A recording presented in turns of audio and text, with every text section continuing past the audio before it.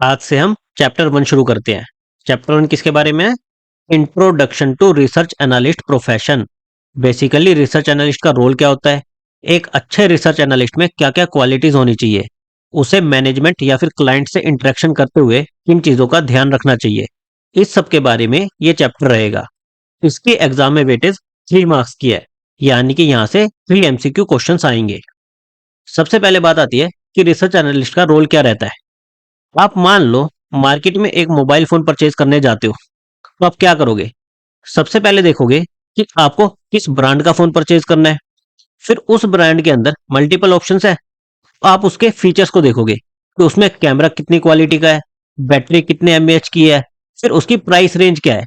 Accordingly आप decision लोगे। तो ये सारे फैक्टर्स कि आपको किस ब्रांड का फोन लेना चाहिए, क्या फीचर्स रहने चाहिए, इसको आप खुद भी रिसर्च कर सकते हो, अपने दोस्त से भी पूछ सकते हो, या फिर आप एक एक्सपर्ट की गाइडेंस ले सकते हो। सेम चीज इन्वेस्टिंग में वर्क करती है। अगर मान लो आपको स्टॉक मार्केट में इन्वेस्ट करना है, तो आप क्या करोगे? आपको जिस कंपनी का स्टॉक बाय करना है उसके बारे में पता करना पड़ेगा कि मुझे इसका शेयर बाय करना चाहिए, नहीं करना चाहिए तो किस प्राइस पर बाय करना चाहिए। बेसिकली आपको कंपनी के बारे में रिसर्च करनी पड़ेगी। तो ये रिसर्च आप खुद भी कर सकते हो, अपने फ्रेंड से भी पूछ सकते हो, या फिर एक एक्सपर्ट की एडवाइस भी ले सकते हो। इस केस में जो आपका एक्सपर्ट रहेगा वो क्या है? Research analyst. हर एक के अपने अपने एडवांटेज और डिसएडवांटेज है। जैसे अगर आप सेल्फ रिसर्च करते हो तो आपको टाइम देना पड़ेगा, प्रॉपरली ऑनलाइन जाकर अलग अलग वेबसाइट देखनी पड़ेगी, कंपनी के जो रिपोर्ट्स हैं उनको स्टडी करना पड़ेगा, तो आपका टाइम जाएगा। और साथ में आपको कंपनी की रिपोर्ट्स में जो नंबर्स दिए हैं वो समझ आए, उसके लिए आपको नॉलेज भी होनी चाहिए। आपको बुक्स वगैरह पढ़ के नॉलेज भी एक्वायर करनी पड़ेगी। तो सेल्फ रिसर्च में टाइम भी जाएगा और नॉलेज एक्वायर करने में भी टाइम लगेगा। फिर अगर आप अपने एक फ्रेंड से पूछते हो जो ऑलरेडी स्टॉक मार्केट में इन्वेस्ट करता है, आप उसकी सलाह लेते हो, तो आपको क्या होगा? टाइम तो आपका सेव हो गया, लेकिन आपको वो इन्फॉर्मेशन कितनी रिलायबल लगती है। अगर आपका फ्रेंड एक एक्सपर्ट है तो ठीक है, अदरवाइज उसने जो इन्फॉर्मेशन दी उसने किसी टिप के बेसिस पर दे दी, या फिर उसने उसमें इन्वेस्ट कर रखा है उसके बेसिस पर दे दी, तो वो इन्फॉर्मेशन आपको रिलायबल हो भी सकती है या नहीं भी हो सकती। फिर जब आप एक्सपर्ट के पास जाते हो, बेसिकली एक रिसर्च एनालिस्ट के पास जाते हो। रिसर्च एनालिस्ट क्या है? जिसके पास इस सब्जेक्ट के बारे में पूरी नॉलेज है, तो वो आपको सही से गाइड कर सकता है, लेकिन इसके लिए वो आपसे एक चार्ज लेगा।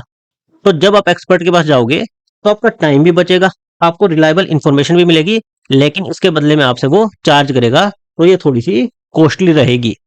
तो आपको देखना पड़ेगा कि आप इनमें से कौन सी अप्रोच को डिसाइड करते हो।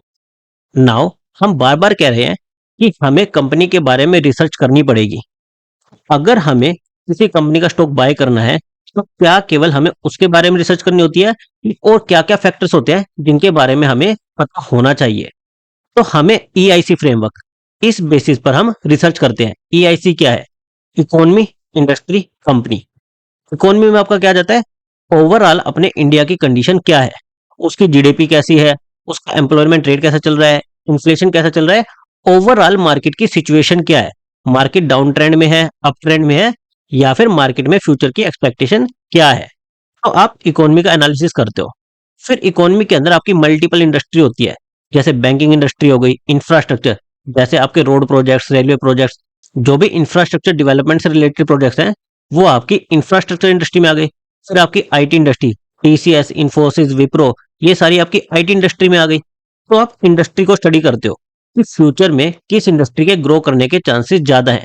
फिर आपने इंडस्ट्री फाइनलाइज कर ली, उसके बाद आप देखते हो कि इस इंडस्ट्री में मुझे किस कंपनी के स्टॉक्स में इन्वेस्ट करना है। जैसे अगर बैंकिंग की बात करें, आपके पास HDFC बैंक हो गए, कोटक बैंक हो गए, इंडसइंड बैंक हो गए, मल्टीपल कंपनीज एक इंडस्ट्री के अंदर हो सकती है, वे एक दूसरे के कंपिटिटर है। एक तरीका तो क्या है कि आप सब में इन्वेस्ट कर दो, या फिर आप इंडस्ट्री के अंदर कंपनीज को स्टडी करो और जो आपको अच्छी कंपनीज लगती है उनके अंदर इन्वेस्ट करो। तो आपको पूरी इकोनॉमी की, फिर इंडस्ट्री की, और फिर जिस कंपनी में आप इन्वेस्ट करना चाहते हो उन सब की रिसर्च करनी पड़ती है, उनके बारे में स्टडी करना पड़ता है। अब जब आप किसी कंपनी के बारे में रिसर्च करोगे, तो आप केवल उनके क्वांटिटेटिव यानी कि प्रॉफिट लॉस इन सबको नहीं, उनकी क्वालिटेटिव फैक्टर, जैसे कि मैनेजमेंट की क्वालिटी कैसी है, उसका वर्क एथिक्स कैसा है, इन सबको भी ध्यान में रखते हो। तो आप किसी कंपनी के बारे में दो टाइप से रिसर्च करते हो, एक क्वालिटेटिव फैक्टर्स की, क्वांटिटेटिव फैक्टर्स की। क्वालिटेटिव में तो आपकी मैनेजमेंट की क्वालिटी कैसी है, वो कंपनी को आगे ग्रो करा सकती है, नहीं करा सकती। क्वांटिटिव में क्या हो गया कि उस कंपनी की अभी सेल्स कितनी चल रही है, उसकी कॉस्ट कितनी है, उसका प्रॉफिट कितना है। बेसिकली सारा नंबर्स गेम्स उसको एनालाइज करते हो, जिसके बेसिस पर आप देखते हो कि अभी जो करंट मार्केट प्राइस चल रहा है वो सही है या फिर नहीं है। फिर जो रिसर्च एनालिस्ट होते हैं उनको मेनली तीन कैटेगरीज में रखा गया है: buy side research analyst, sell side research analyst और independent research analyst. Buy side analyst का मतलब क्या है? इनका स्टॉक बाय या फिर स्टॉक सेल की रिकमेंडेशन से कोई लेना देना नहीं है।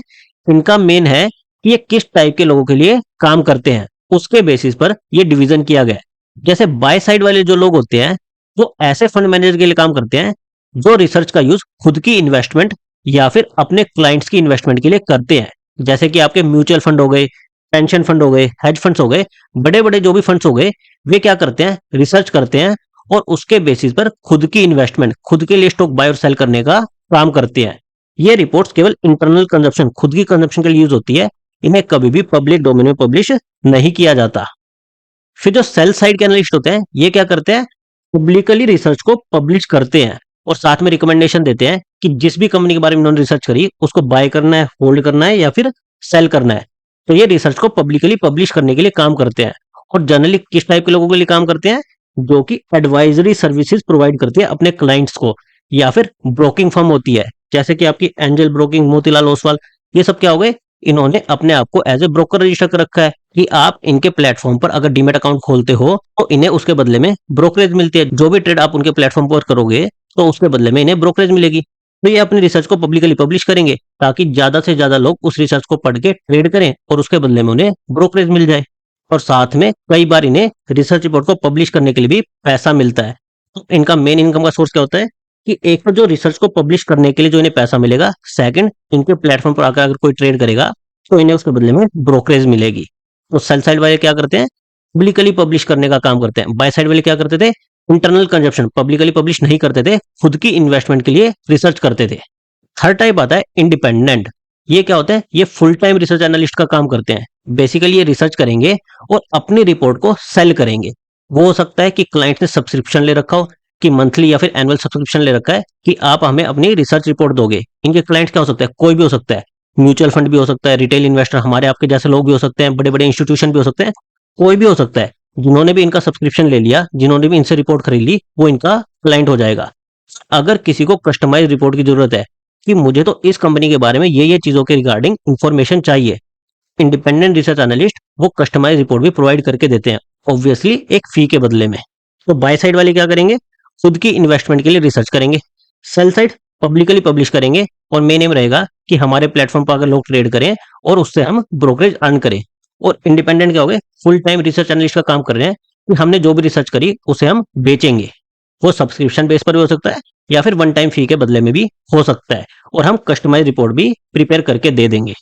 इन तीन मेन कैटेगरीज के अलावा आपकी न्यूज़पेपर में भी रिसर्च रिपोर्ट पब्लिश होती है, और मीडिया जैसे कि टीवी हो गया, ये भी रिसर्च रिपोर्ट पब्लिश करते हैं, रिसर्च आपको करके देते हैं।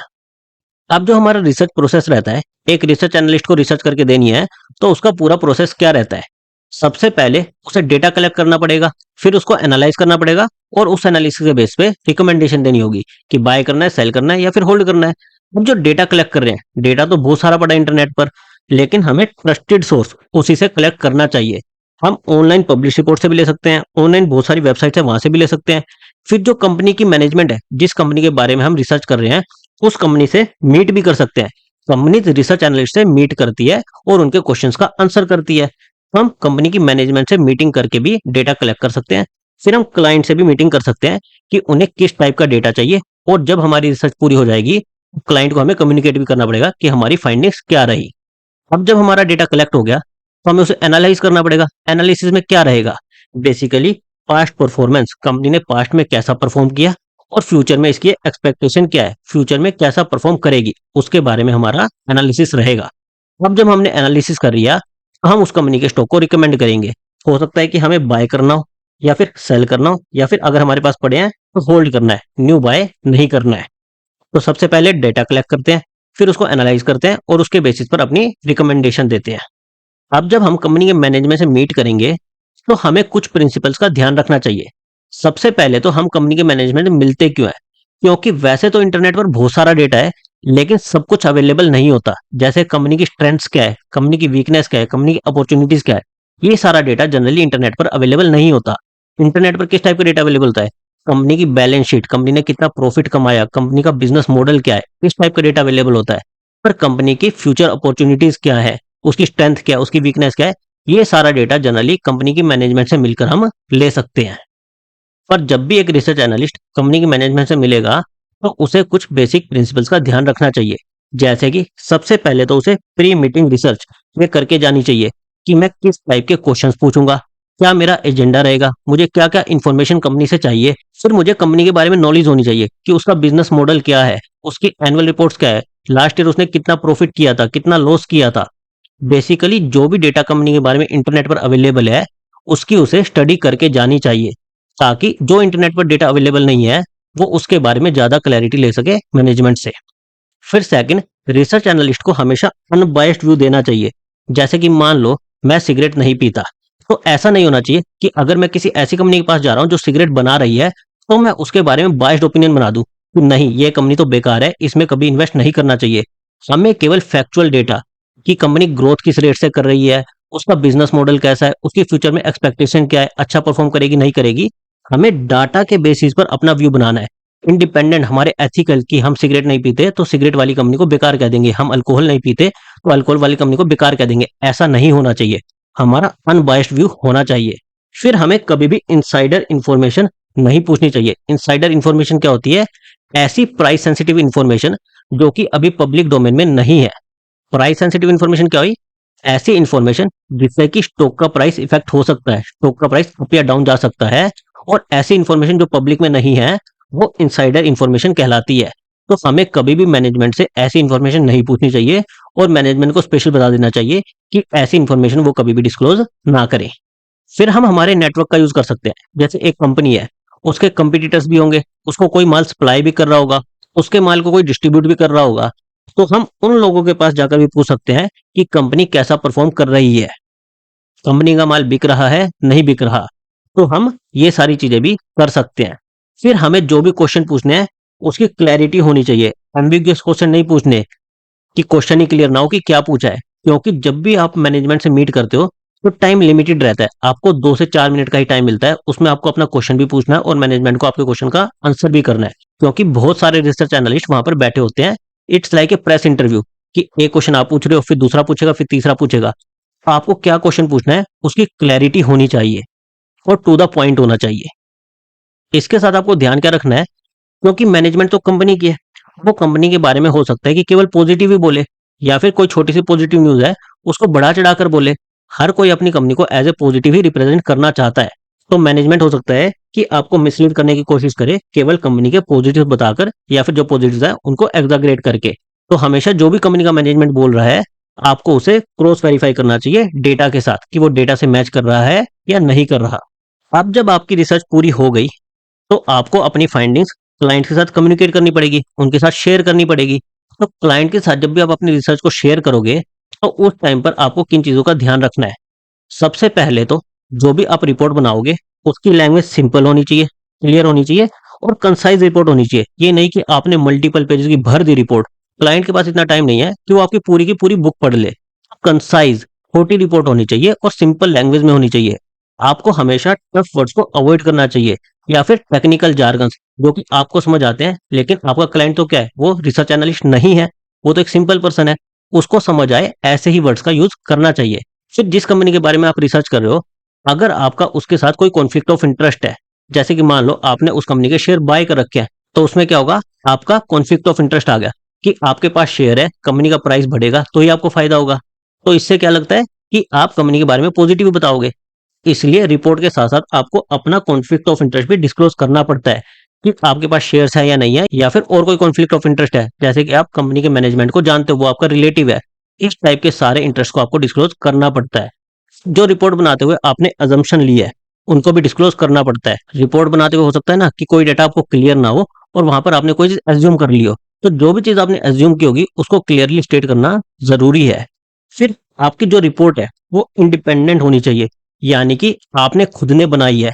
आप ये नहीं कह सकते कि रिपोर्ट में मैंने ये लिखा है, ये मेरा नहीं है, ये मेरे किसी कलीग ने मुझे बता दिया था तो मैंने लिख दिया, ऐसा नहीं होगा। जो भी रिपोर्ट में ओपिनियन है वो आपका रहेगा। साथ में अनबायस्ड रिपोर्ट रहेगी, जैसा कि हमने पहले बात किया था कि आपका कोई एथिकल पर्सपेक्टिव है, उसके बेसिस पर नहीं, आपको फैक्चुअल डाटा के बेसिस पर रिपोर्ट बनानी है और वो अनबायस्ड होनी चाहिए। अगर आप चाहें तो टेक्नोलॉजी, जैसे कि रिकॉर्डिंग डिवाइस, जब आप मैनेजमेंट से मीट कर रहे हो या फिर क्लाइंट से मीट कर रहे हो, तो आप रिकॉर्डिंग डिवाइस का यूज कर सकते हो, लेकिन उसको यूज करने से पहले आप क्लाइंट या फिर मैनेजमेंट की परमिशन ले लो। अगर वो अलाउ करें तो आप इन्हें यूज कर सकते हो, ताकि जो भी आपकी मीटिंग की डिस्कशन हुई आप उसे बाद में सुन के रिकॉल कर सकते हो। लास्ट टॉपिक आता है, एक रिसर्च एनालिस्ट है, उसके पास क्या क्या क्वालिटीज होनी चाहिए। सबसे पहले तो हमें कंपनी के डेटा को एनालाइज करना है, उसके profit loss balance sheet in सबको एनालाइज करना है। हमें नंबर्स के साथ गुड होना चाहिए, हमें वे नंबर समझ में आने चाहिए। फिर हमें एक्सेल और other data analytic tool, basically ये टूल क्या होते हैं, इनमें आप फॉर्मूलाज लगा सकते हो और डेटा को रिप्रेजेंट कर सकते हो। तो इन सब टूल्स के बारे में आपको नॉलेज होनी चाहिए, ताकि जो भी आपके पास डेटा आया आप उसको एनालाइज कर सको। फिर फाइनेंशियल रिपोर्ट का आप पढ़ रहे हो, तो आपको फाइनेंशियल कंसेप्ट कि किस टर्म का क्या मीनिंग होता है, कौन सी चीज क्या रिप्रेजेंट करती है, उसके बारे में क्लैरिटी होनी चाहिए। फिर जो भी कंपनी फाइनेंशियल रिपोर्ट्स पब्लिश करती है, आपको उसे रीड करना आना चाहिए कि कैसे देखते हैं और उसको क्या मीनिंग लेना है। फिर आपके पास एबिलिटी होनी चाहिए कि आप रेलिवेंट क्वेश्चंस को आस्क कर सको, आपको क्या क्वेश्चन पूछने हैं आपको पता होना चाहिए। फिर अटेंशन टू डिटेल्स, कि आपको चीजों को बारीकी से एनालाइज करना आना चाहिए। मान लो कंपनी ने एक छोटा सा नोट साइड में दे दिया जिसमें कोई इंपॉर्टेंट इन्फॉर्मेशन है, तो आपको उसे भी पकड़ना आना चाहिए। फिर आपकी कम्युनिकेशन स्किल अच्छी होनी चाहिए, both written and verbal. Verbal क्यों? क्योंकि आपको मैनेजमेंट और क्लाइंट से बात करनी है। रिटन क्यों? क्योंकि आपको रिसर्च रिपोर्ट बनानी है। तो आपकी दोनों ही स्किल अच्छी होनी चाहिए। इसके साथ हमारे चैप्टर 1 के कंसेप्ट पूरे होते हैं। अब टाइम आ गया है कि हम इस चैप्टर के एमसीक्यू क्वेश्चंस देख लें कि एग्जाम में हमसे किस टाइप के क्वेश्चंस पूछे जा सकते हैं। पहला क्वेश्चन है, what is the role of a research analyst? Research analyst का रोल क्या होता है? RAs are only involve in the analysis of data, केवल डेटा का एनालिसिस करते हैं। RAs are only involve in collection of data, केवल डेटा का कलेक्शन करते हैं। RAs help in financial planning of their client, अपने क्लाइंट की फाइनेंशियल प्लानिंग में हेल्प करते हैं। RAs help their clients take informed decision, अपने क्लाइंट्स को इन्फॉर्म डिसीजन में हेल्प करते हैं। तो इसका करेक्ट आंसर है ऑप्शन डी। आरएस क्या करते हैं? डेटा कलेक्ट करते हैं, फिर उसको एनालाइज करते हैं, उसके बेसिस पर अपनी रिकमेंडेशन देते हैं, अपनी राय देते हैं कि उनके अकॉर्डिंग उन्हें क्या लगता है। क्लाइंट को इन्फॉर्मेशन मिल गई तो उसके बेसिस पर अपना डिसीजन क्लाइंट खुद ले सकता है। ये क्लाइंट को डिसीजन लेने की फोर्स नहीं करते, अपनी राय देते हैं, उसके बाद क्लाइंट की चॉइस है कि वो क्या डिसीजन लेना चाहता है। RS help their clients take informed decisions. Second question है, sell side analyst generally work for money managers like mutual funds, hedge funds and portfolio managers who purchase and sell securities for their own investment accounts or on behalf of their clients। Sell side analyst generally money manager जैसे mutual fund, hedge funds, portfolio manager उनके लिए काम करते हैं, जो कि खुद के लिए स्टॉक को बाय या फिर सेल करते हैं। ये स्टेटमेंट ट्रू है या फिर फॉल्स है? ये स्टेटमेंट फॉल्स है, क्योंकि ये जो डेफिनेशन हमें दी हुई है ये बाय साइड एनालिस्ट की है। सेल साइड एनालिस्ट तो पब्लिकली पब्लिश करते हैं रिपोर्ट्स को। थर्ड क्वेश्चन है, analysis and decision making, the two imperative parameters of a research analyst role are affected by which of the following factors? Analysis और decision making ये किन factor से effect होता है? Management ethics, revenue and cost, efficiency of operations, all of the above. तो जब भी हम एनालाइज करते हैं कंपनी को, तो हमें क्वालिटेटिव और क्वांटिटेटिव दोनों फैक्टर्स को ध्यान रखना होता है। मैनेजमेंट एथिक्स, वर्क एथिक्स कैसे हैं, एफिशिएंसी ऑफ ऑपरेशन ये आपके किस में आ गए? क्वालिटेटिव में आ गए। रेवेन्यू और कॉस्ट किस में आ गया? क्वांटिटेटिव में आ गया। ये सारे ही फैक्टर्स मैटर करते हैं, इसलिए option D, all of the above. Which of these qualities are desired in a good research analyst? एक गुड रिसर्च एनालिस्ट में क्या क्या क्वालिटीज होनी चाहिए? Knack for numbers and interpretation, कि उसे नंबर समझ आने चाहिए और उसका मीनिंग क्या है वो भी उसे समझ आना चाहिए। Clarity in financial concept, ability to read and understand financial statement, all of the above. तो एक अच्छे रिसर्च एनालिस्ट में ये सारी ही क्वालिटीज होनी चाहिए। Option D, all of the above. The work of a research analyst can be hampered by dash, research analyst जो काम कर रहा है उसको किससे हैम्पर हो सकता है? Loads of unnecessary and irrelevant information, कि जहां से वो डेटा कलेक्ट कर रहा है वहां पर बहुत सारी अननेसेसरी और इररेलेवेंट इन्फॉर्मेशन है। Contradiction of data from multiple sources, एक सोर्स कह रहा है कि ये डेटा सही है, दूसरा सोर्स कह रहा है कि ये डेटा गलत है, तो कॉन्ट्राडिक्ट हो गया। अलग अलग रिसोर्सेज से जो डेटा मिल रहा है वो आपस में एक दूसरे को कॉन्ट्राडिक्ट कर रहा है। इन एक्सेसिबिलिटी ऑफ डेटा, वो डेटा को एक्सेस नहीं कर पा रहा। ऑल ऑफ द अबव, इन सारी चीजों से रिसर्च एनालिस्ट का काम मुश्किल हो जाएगा। Option D, all of the above. Most of the data required for a research report is readily available except, जो भी हमें रिसर्च रिपोर्ट के लिए डेटा चाहिए मोस्टली तो इजीली अवेलेबल होता है, लेकिन इनमें से कौन सा डेटा इजीली अवेलेबल नहीं होता।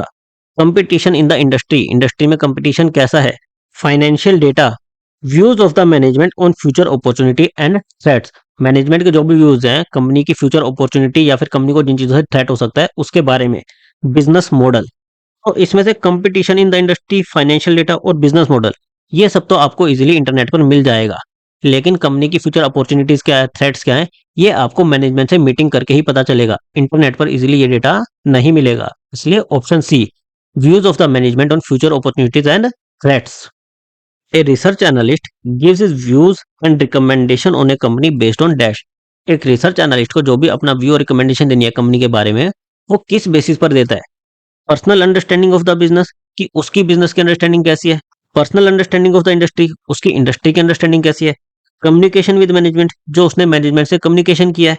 ऑल ऑफ द अबव, तो ये सारे ही फैक्टर्स इन्वॉल्व रहते हैं। इसलिए करेक्ट आंसर है ऑप्शन डी। जब भी हमें कोई अपना रिकमेंडेशन या फिर व्यू देना होता है, हमारा एक तो इंडिपेंडेंट व्यू होना चाहिए, यानी कि हमारी अंडरस्टैंडिंग कैसे है, जो भी डेटा हमने एनालाइज किया उसके बेसिस पे हमारी बिजनेस की अंडरस्टैंडिंग कैसी है, इंडस्ट्री की अंडरस्टैंडिंग कैसी है, इकोनॉमी की अंडरस्टैंडिंग कैसी है, तो ये दोनों तो ट्रू ही हो गए। फिर हम डेटा कलेक्ट करने के लिए मैनेजमेंट से मीटिंग कर सकते हैं, उनसे कम्युनिकेट कर सकते हैं, तो ये भी ट्रू हो गया। इसलिए option D, all of the above. Identify which of these is important in the context of client meetings bye research analyst, research analyst जब भी क्लाइंट से मीटिंग कर रहा है तो उन्हें किन चीजों का ध्यान रखना चाहिए। Pre meet research by the research analyst, उसे मीटिंग से पहले थोड़ी सी रिसर्च करनी चाहिए। Clarity of question asked to the management, जो भी क्वेश्चन उसे पूछने हैं वो क्लियर होने चाहिए। Unbiased attitude of the research analyst, research analyst को अनबायस्ड एटीट्यूड रखना है, उसे अपने एथिकल, खुद के जो एथिकल कंसर्न्स है वो बीच में नहीं लाने हैं। Option D, all of the above. तो इन्हीं सारी चीजों का ध्यान रखना होता है। उसे प्री मीटिंग रिसर्च भी करनी चाहिए, जो भी क्वेश्चन आस्क करे वो क्लियरली आस्क करने चाहिए, और अनबायस्ड एटीट्यूड, अनबायस्ड व्यू रहना चाहिए। Option D, all of the above. The job of a research analyst involves dash, taking investment decision, convincing the investor to buy securities, data collection and its analysis, all of the above। तो research analyst का काम क्या है, data को collect करना, analyse करना और recommend करना, अपनी राय देना, ना कि किसी को इन्वेस्टमेंट के लिए फोर्स करना या फिर इन्वेस्टमेंट के डिसीजन लेना। ये उसकी जॉब नहीं है, उसका जॉब है एनालाइज करके अपनी राय देना कि उसे क्या लगता है, इन्वेस्टमेंट डिसीजन फिर क्लाइंट अपने आप ले सकता है। इसलिए option C, data collection and its analysis. Research analyst facilitates the decision making by the investor in both investment and disinvestment, by time पर भी फैसिलिटेट करते हैं और सेल टाइम पर भी फैसिलिटेट करते हैं। ये स्टेटमेंट ट्रू है या फिर फॉल्स है, तो ये स्टेटमेंट ट्रू है। रिसर्च एनालिस्ट एक कंपनी के बारे में रिसर्च करते हैं और उसके बेसिस पर बाय, सेल या फिर होल्ड की रिकमेंडेशन देते हैं। वो आपको इन्वेस्ट करनी है कि आपने अभी तक शेयर बाय नहीं किया, आपको न्यू इन्वेस्टमेंट करनी है, तो उस टाइम पर भी रिसर्च एनालिस्ट काम आएगा। अगर आपके पास शेयर्स ऑलरेडी पड़ा है, आपने ऑलरेडी इन्वेस्टमेंट कर रखी है और आप उसमें से कुछ पैसा निकालना चाहते हो, तो उस टाइम पर भी रिसर्च एनालिस्ट काम में आएगा कि आपको इसे सेल करना चाहिए या नहीं करना चाहिए। इसलिए ये स्टेटमेंट ट्रू है। लास्ट में आप लोगों के लिए एक बोनस क्वेश्चन है जिसका आंसर आपको कमेंट करके बताना है। Research analyst while meeting the management of companies can seek information which is still confidential and not in public domain, true or false। जब रिसर्च एनालिस्ट कंपनी की मैनेजमेंट से meet कर रहे हैं तो क्या वो ऐसी इंफॉर्मेशन सीख कर सकते हैं मैनेजमेंट से जो कि कॉन्फिडेंशियल है और अभी पब्लिक डोमेन में नहीं है, बेसिकली इनसाइडर इंफॉर्मेशन। ये स्टेटमेंट ट्रू है या फिर फॉल्स है, इसका आंसर आप मुझे कमेंट करके बताइएगा। इसके अलावा आपके कुछ भी डाउट हो आप मुझे पूछ सकते हो। Thank you guys.